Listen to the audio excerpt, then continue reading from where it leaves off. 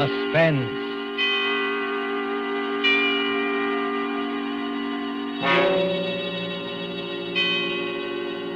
This is the Man in Black, here again to introduce Columbia's program, Suspense.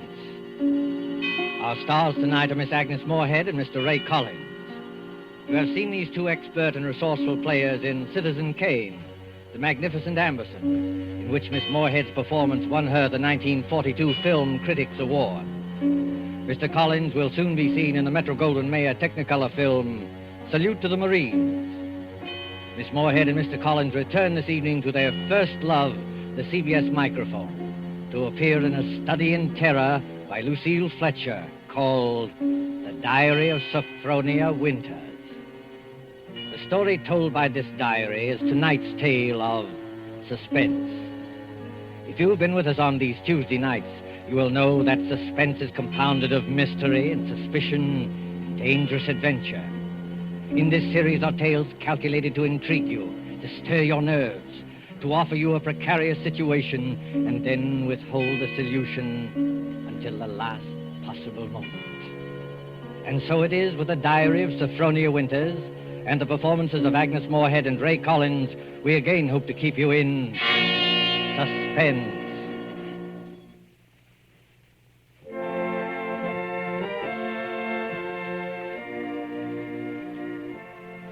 February 1st, St. Petersburg, Florida. I, Sophronia Winters, have hereby begun this diary because on this date I feel for the first time that I've begun to live. Diaries are no good unless one has thrilling experiences. For 40 years, I've never had what could really be called a thrilling experience. But Papa's death has changed everything. Here I am in beautiful St. Petersburg with everything to start life anew, money in my purse, 2 suitcases full of new clothes, and a gorgeous new permanent wave. And Florida is really the land of romance. It doesn't matter whether you're 17 or 70. There are parties and dances and bingo games and flirtations for all. My landlady, in fact, tells me that people often become engaged and even married to perfect strangers overnight. I'm still shy, of course, but just the same, it's such fun and so thrilling to think one's fate may be just around the corner.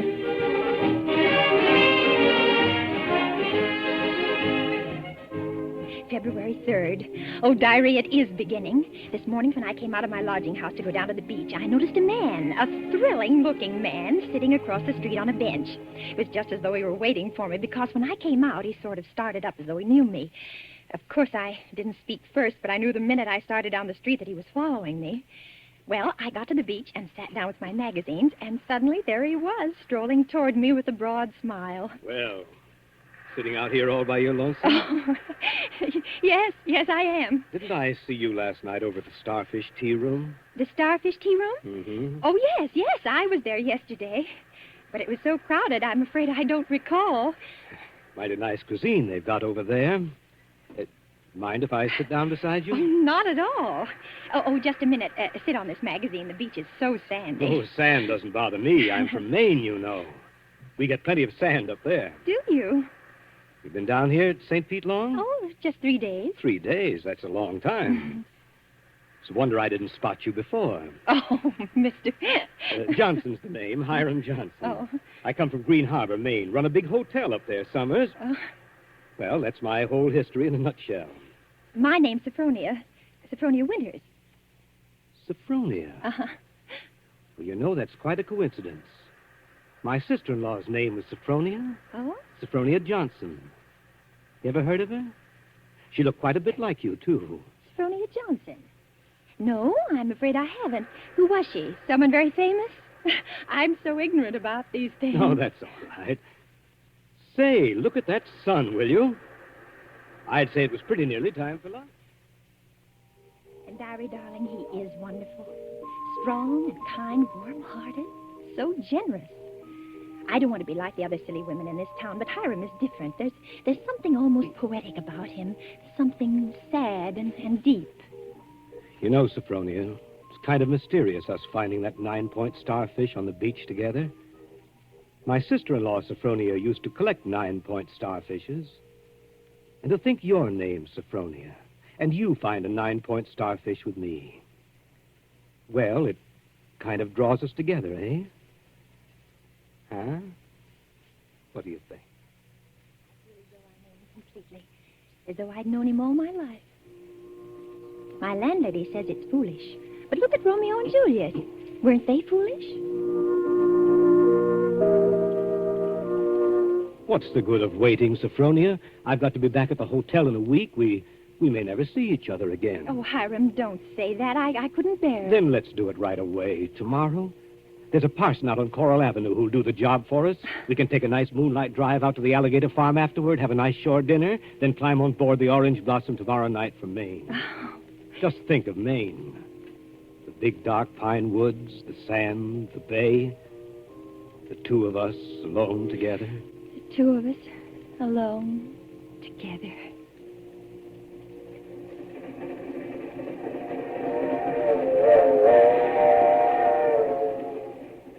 February 7th, on board the Orange Blossom. I was married in a wedding dress of Alice Blue moire, with a frill of white organdy at the collar and wrists, and a rhinestone belt buckle. Hiram sent me talisman roses. I'm pressing one precious flower between the pages of this diary for luck.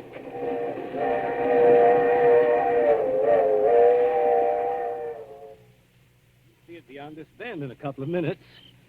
Bags heavy? No, not particularly, dearest. Oh, I can't get over that taxi man at the station. Imagine his insolence, saying he couldn't drive us over. Maybe he didn't have any gas. It happens sometimes around here. Well, anyway, I'm glad the weather's so mild. Can you imagine what it would be like in a blizzard? There's the place. Oh, wait a minute. I don't want to look till I put down these bags. Now, where? There. Through those big pine trees. Oh, it is big, isn't it? 125 rooms. So many fire escapes and balconies and porches and towers. I stayed in a hotel like that once years ago with Papa. It was very fashionable then. My grandfather built that place 50 years ago. Hasn't been changed much since. No? Well, of course, you've put in modern plumbing. Not yet. Here we are. Walk in. Oh, what's that? Just a foghorn out in the bay. Fog? We get it almost every night in this kind of weather. What are you locking the gate for? Why not? There's nobody coming in after us. Or going out again for a while. But I thought you said the hotel. The hotel is empty.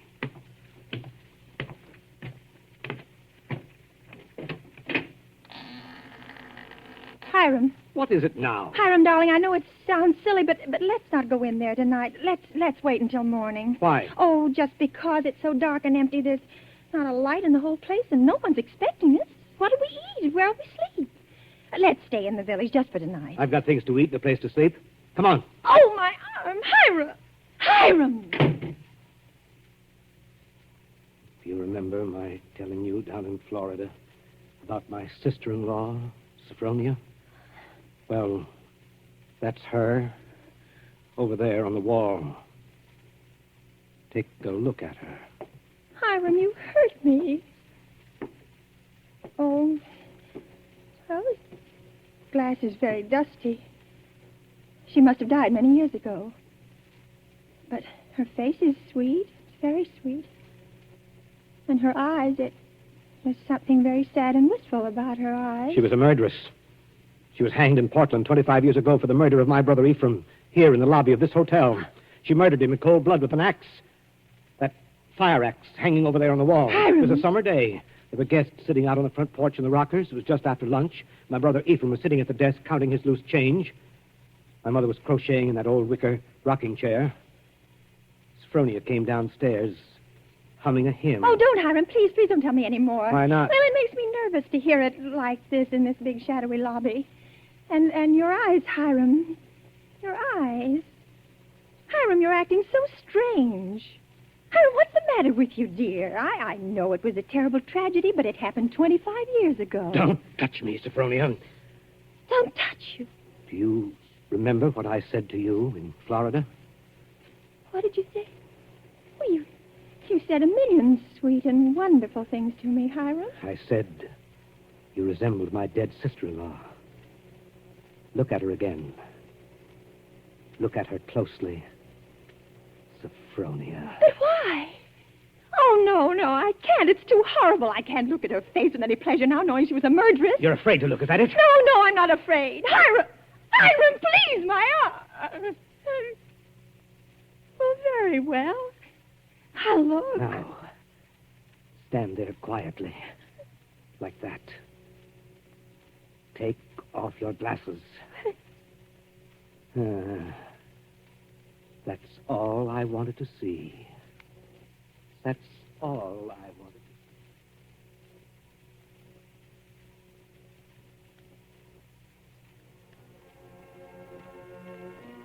February 13th, Green Harbor Hotel, Maine.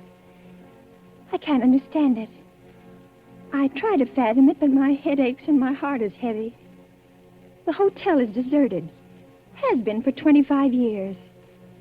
Everything is covered with spiders and cobwebs. Great dining room with its oak woodwork is alive with rats. And the row of broken rocking chairs on the front porch faces emptily out to sea. Does he mean this to be my home?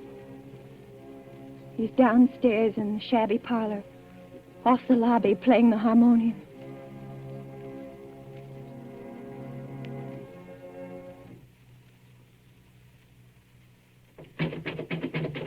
Sophronia, Yes? Yes, Hiram? sleeping? No, dear. Why is your door locked? Come out. I want to show you around the place. It's all right, dear. I've seen it. I've seen just about everything. No, you haven't. You haven't seen the grounds at all. The grounds? But, Hiram, it's after midnight. I want to show you where my sister-in-law, Sophronia, is buried. Well, not tonight, dear. Please, it's so late, and I have a headache. Open the door, Sophronia. I want you to come now. No, I shan't. Oh, go away. Let me alone. I won't. I won't. No use carrying on like that. You see, I have pass keys to all the doors.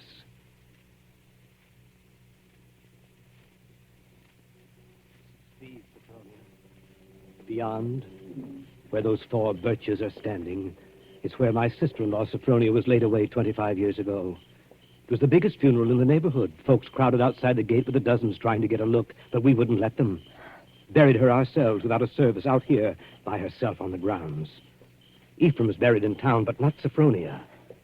I had a feeling I'd have to keep an eye on her even then.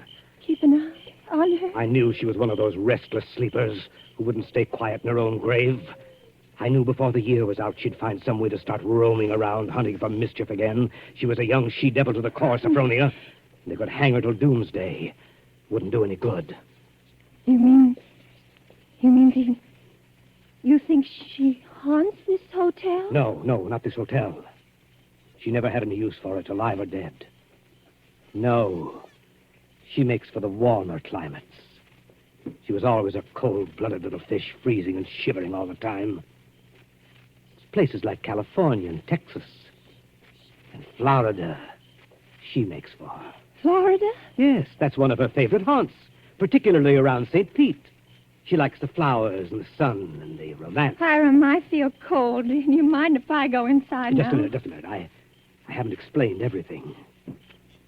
You think I'm crazy, I guess. Crazy. But I'm a lot smarter than some people give me credit for. Because, you see, I have found her now. 3 times. You see that grove of birches over there? Under every one of them's a grave. I've found her wandering the earth in disguise 3 times. And I've killed her 3 times. It still doesn't do any good. She's still restless. You mean you've killed 3 different women? So now I keep another open grave to remind her. It's waiting now. Would you like to see it, Sophronia? No, Hiram. No, please, Are you afraid to see it, Sophronia? No, Hiram, you don't mean to say that you think, just because my name happens to be Sophronia, and that I look a little like... Think what, Sophronia? Nothing.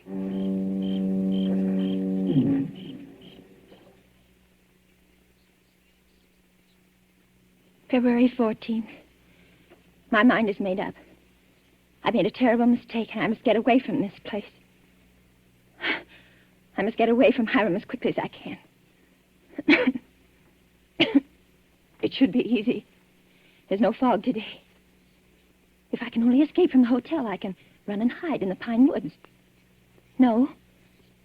I shall wait for dusk, when he generally sits down in the parlor and plays the harmonium.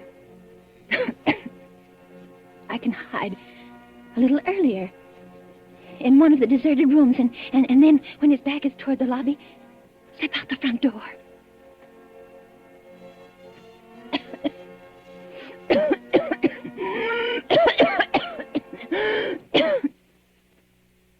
Sophronia? Sophronia? Sophronia! Oh, there you are. What's the matter? Anything wrong? No, Hiram. You didn't want anything outside, did you? Because if you do, you'll have to ask me to get it for you. You see, I always keep the front door locked. Yes, Hiram. Yes, the back door, too. And all the doors leading out into the porches and fire escapes. And a good many of the windows. It makes one feel safe from thieves and peeping toms. Oh, you've got a cold. That's too bad. Yes. I must have caught it last night. Outdoors. The damp. You ought to be in bed. A good bed. The only good bed in the house is in my sister-in-law, Sophronia's old room. No, Hiram. I'm all right. Is this a little head cold? Oh, little head colds often develop into pneumonia. Why, it's too bad I didn't think of that before. You might have slept in it from the beginning. Here, up these stairs. What? What's the matter? Are you so weak? No. No, I'm all right. This room is the cleanest in the hotel, too. I've always had a sort of suspicion about it. You see, I've kept everything as it was. What's the matter? Nothing. It's just... It seems kind of familiar. No. It's just that seeing it so clean, seeing it as though someone were living here, as though it only just stepped out for a moment. It's as she left it that afternoon when she walked down to murder my brother. You see her needlework on the table with the needle sticking in it? And her hymn book still open? She was very fond of singing hymns, Sophronia was. Had a nice voice, too. I used to accompany her. Oh. I'll turn down the bed for you.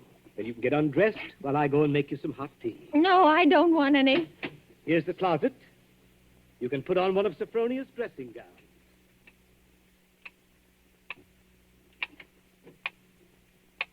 Diary, I'm beside myself.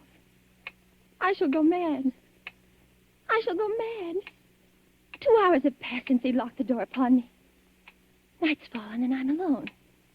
Alone in this horrible room with its hideous little mementos of death. I'm sitting here at her little wicker table trying to be calm, trying to write this. Somehow, when one writes about a thing, it doesn't appear so real. My hand is just brushed against her needlework. Her hymn book, where they still lie, waiting. I can bear having them near me no longer. I must get them out of sight. Anywhere. In that closet. A bureau drawer. Ready for your tea? No. Yes, Hiram. Why aren't you in bed? You'll take worse cold, you know. I'll get in bed in a minute. First, Oh. Brushing up on your needlework again? My needlework? You've got it in your hand. Have I? Oh, yes. Yes, so I have. But I wasn't working on it, Hiram. I swear I wasn't. I've never done a stitch of needlework in my whole life. I don't know one embroidery stitch from another. Let me show you. Look, I don't even know how to hold a needle. Get into bed, Sophronia. You're feverish. Before we go on, Hiram, before you go on thinking, we've got to have an understanding. You've got to let me explain. I was born in 1892 in Kalamazoo, Michigan. My name is Sophronia, that's true, but they name lots of people Sophronia. I was named for my grandmother. She had just died. No, you've got to listen to me. I've lived in Kalamazoo all my life. If you'd only just write a letter or send a wire. Well, I've never heard of Green Harbor in my whole life. I never went anywhere. For almost 10 years, I stayed home day in and day out nursing Papa. He had a stroke. I wasn't out of the house. It was the red brick house with the green shutters.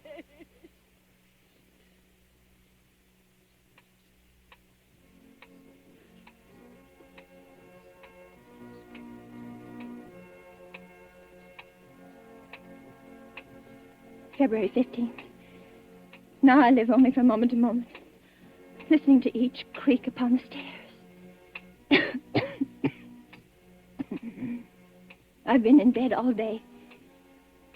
It's night now. The foghorn has begun to blow again.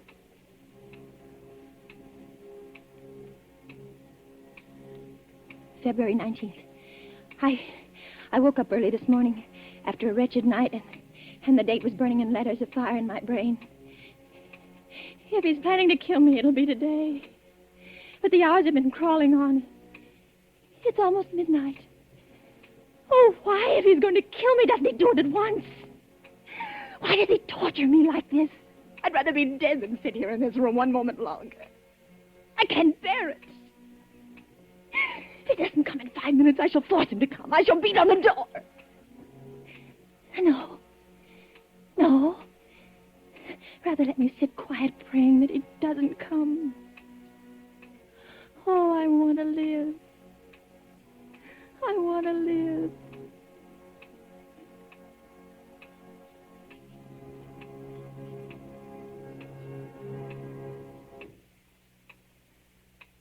Sophronia! It's come. Sophronia! Come downstairs. I want you to sing me a hymn. Sing? He never asked me to sing for him before. But she sang. I can't sing, dear. I told you that long ago. Did you? Well, I'd forgotten. And besides, how can I come downstairs when my door's locked? It's unlocked. Try it. Unlocked? Oh, no. How could it be? Oh, it is, and I never knew it. I never knew it. Coming? He unlocked it. Sometime while I was just sitting. Oh, why didn't I try a few more times? Why did I just sit there assuming? No, he'd have caught me anyway. He'd have known. But I might... Oh, now it's too late. He's going to kill me. Sophronia! Yes, Hiram. I'm coming.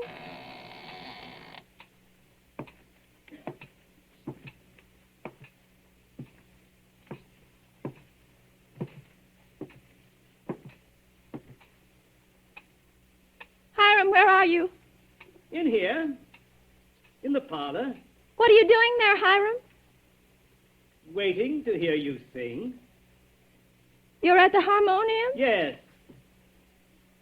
All right. I'll sing. I haven't sung in years, but I might as well. I'll sing for you out here in the hall. My voice will carry better. It always did carry better in the hall, didn't it, Sophronia? So you remember that, too. Of course, you know both the front and back doors are locked. Play a few bars, Hiram, dear, to warm me up. Shall I sing, too, Sophronia? Would you like me to sing along with you? If it pleases you, Hiram. Work for the night is coming. Work in the morning sun.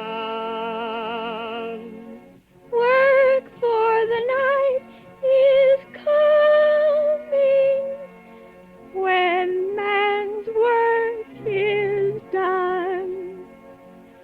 Work while the daylight darkens.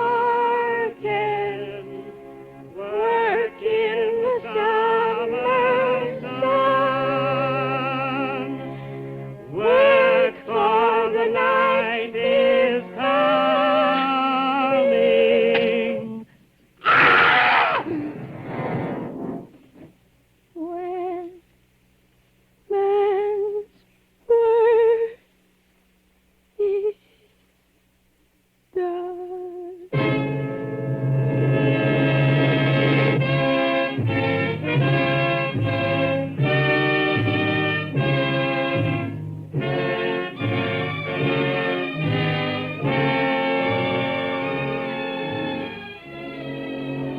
There's only one more page.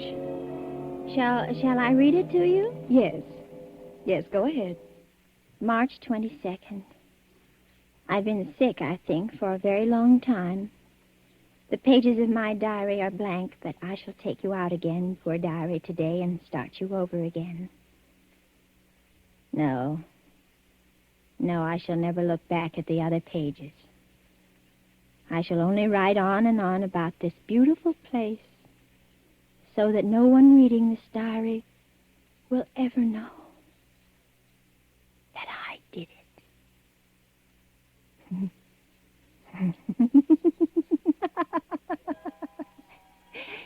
But I did do it, diary. I was smarter than he. When I opened that door at the head of the stairs and heard the music, when I saw the fire axe still hanging on the wall. Oh, I was so cautious. So terribly cautious.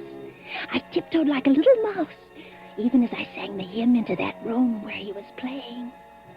But I was clever, so much cleverer than he. I kept on singing.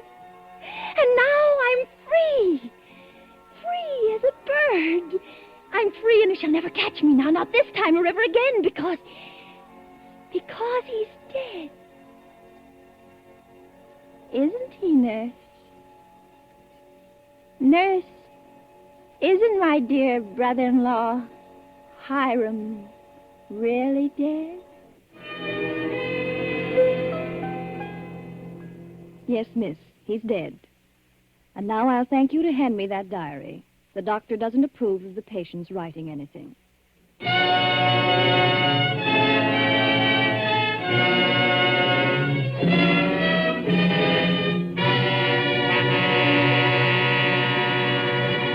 And so closes The Diary of Sophronia Winters, starring Agnes Moorehead and Ray Collins. Tonight's tale of Suspense.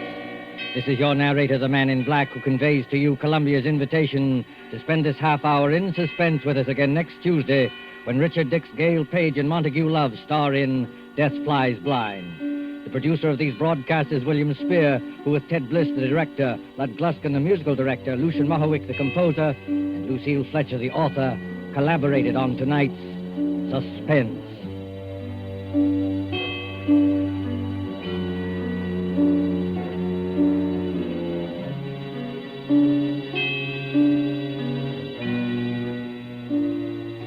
This is the Columbia Broadcasting System.